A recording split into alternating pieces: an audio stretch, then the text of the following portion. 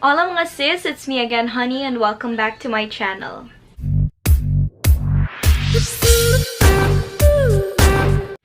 And we are back for another video mga sis. So, ang tagal ko nang hindi nakagawa ng sit-down video reviewing makeup products. Pero this one, I'm so excited about kasi this is, I don't know if this is new to the market, but alam nyo naman, sobrang daming lippies na lumalabas ngayon. So, this brand caught my eye kasi marami na ding nagre-review. Not naman nagre-review, pero maraming nagpo-post sa IG na maganda daw yung lippies nila.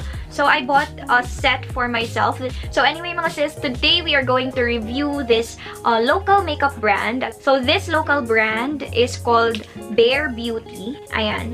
So, siguro familiar na kayo kasi marami naman talagang parang advertisements or nagpo-post about this brand sa Facebook and IG. So, might as well try it out. So, if you wanna know if these tints are worth the price, then please keep on watching. So, yun na nga, So, bumili ako ng 4 na shades nila ni Bare Beauty na lip tints. And these are the powder finish daw. Ayan, magsimula tayo sa packaging. So, same silang lahat ng packaging, pero yung kulay are different. Ayan. Kulay ng label are different. Ayan. Siguro depende sa shade niya. Parang minamatch nila. But anyway, let's try this one first. Ayan, if you could see, meron siyang seal. Ayan. So, tanggalin natin yung seal, mga sissy. So, kung bibili kayo nito at hindi siya naka-seal, huwag nyong ituloy mga sis. Magreklamo kayo. Write nyo yan. So, ayan si Snowy. You don't like this? Change? Go there. You don't like Jojo? No, Jojo? Chuchu TV. Go there, Chuchu. So, ayan mga sis, na-open ko na siya. So, yung packaging niya, parang lang, typical lip tint, yung mga average lip tints. So, yung label niya is sticker lang talaga siya, na parang, parang sticker lang talaga, na pag ginanyan mo, magagasgasan siya. Ayan, may nakalagay, Bare Beauty Powder Tint, and then, ito yung shade niya, Sunrise. So, pagtanggal mo, ay, very good naman. May stopper sila. Kasi yung iba walang stopper mga sis. Ayan, meron siyang stopper. It comes in a doe foot applicator. And white siya. So, very good naman kasi may stopper. Ano ba to? Ba't parang may ay, okay. Kailangan pa siya ng push. Hindi siya masyadong na secure. Pero anyway, buti na lang. Meron siyang seal. Hindi siya nag-leak. Ayan, amuyin natin. Okay, amoy bubblegum siya, sissy. Yun nga lang, wala siyang ingredients. Walang ibang nakasulat dito sa label niya. Walang ingredients, walang kung ilan ba yung nasa loob, ilang grams ba, ilang ml ba yung nasa loob.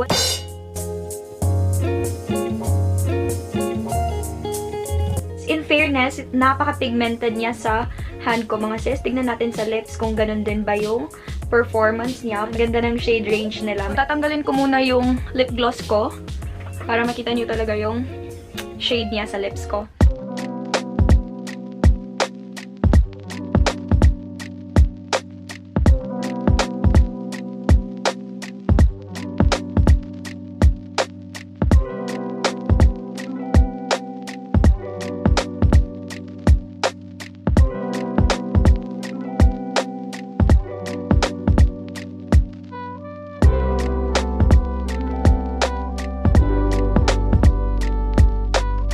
So mga sis, tapos na tayo sa swatches, lip swatches, and now it's time to test if transfer proof ba siya. So, this is the last shade that I swatched. This is in the shade Sunrise. So, tingnan natin sa likod ng ating kamay if mag-transfer ba siya. I don't know if you could see it, pero parang may red na konti. Now, let's try to see if madali ba siyang matanggal sa lips pag uminom ka ng water or something. Yan, meron ako ditong wet wipe. Ayan, pwede na siguro to, no? Pang water test kung matatanggal ba siya o hindi. So, try natin. Ayan, natatanggal siya, sis. Tignan natin kung magli-leave ba siya ng stain. Kasi pag nag-leave siya ng stain, mga sis, bongga. I love it. Pero kung hindi, nagli-leave siya ng stain. Ayan. Ito yung type ng lip tint na kailangan mong mag-retouch all the time.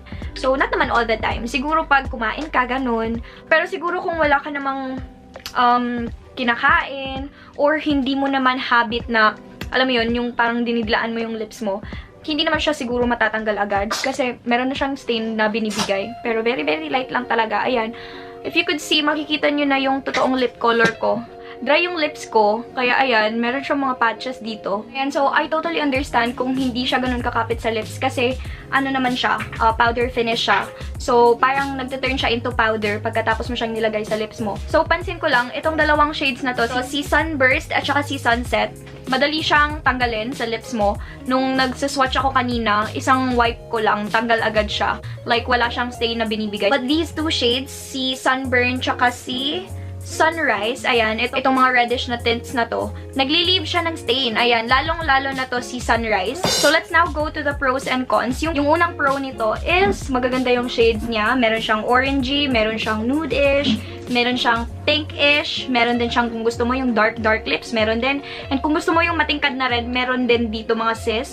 The second thing that I like about this is because powder finish siya. So, what I like about powder tints, mga sis, is that hindi siya ganun kahalata na kumakapit siya sa dry patches, unlike water-based and gel-based tints. So, that is why I like powder finish tints or velvet tints, as what they call it.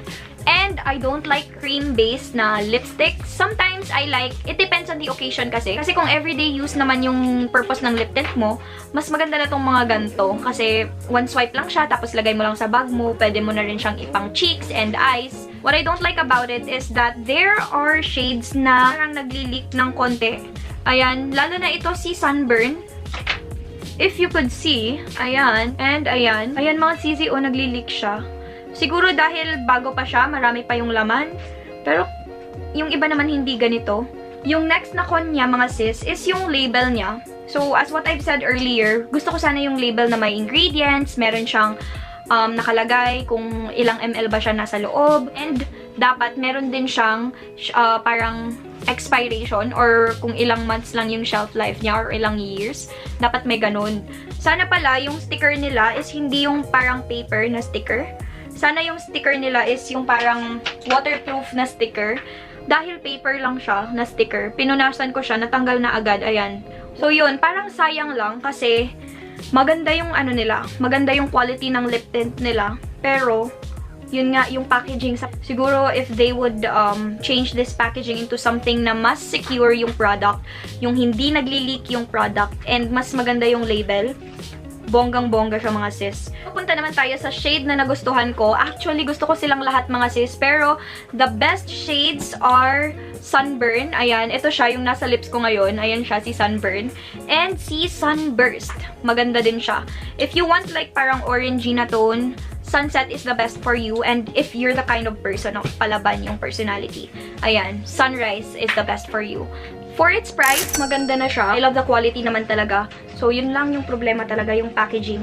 Sobrang taas ng potential ng product na to na mag-boom. So, pwede pa naman nilang i-improve ito, mga sis. Ayan, tingnan nyo. Ito na siya pagkatapos ng swatch party natin ngayon. So, that's it for this video, mga sis. Thank you so much for watching. If you have video suggestions, kung ano yung gagawin ko sa next na video ko, please comment down below.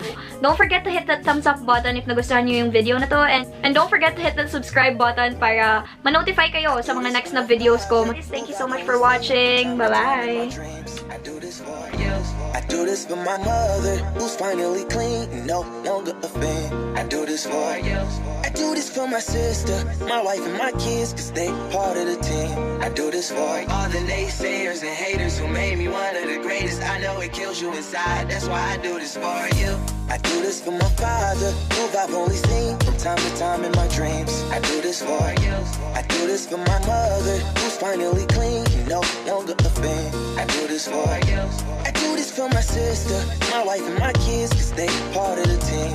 I do this for all the naysayers and haters who made me one of the greatest. I know it kills you inside, that's why I do this for you. I do this for the kids who sit a bit outside the mix, who maybe cope through humor just to fit in for a bit, who never let the world know when depression's setting in. To all of those who know you, that impression don't exist, and it ain't counterfeit, it's just a way to counter it. I'm living things I dreamed about, I still encounter it. It ain't something that a cigarette or alcohol can fix, but all because of it I flipped it quick, went on to write some hits. This a success, off another breath. This the first step in searching to be nothing less than be the best in what you do to prove their strength in being you. Learn so much in chasing dreams that I never would in school. Depends on where your passion lie. Just no passion never lie. Life presents distractions, but your actions have to fortify. The things that you believe in have to scream it like a battle cry, and leave the ones who didn't looking stupid while they're asking why. Couldn't lie, I really do this for the ones I love. Those who treat the music as a vice and lyrics like a drug. Those who need advice on how to lift their spirit.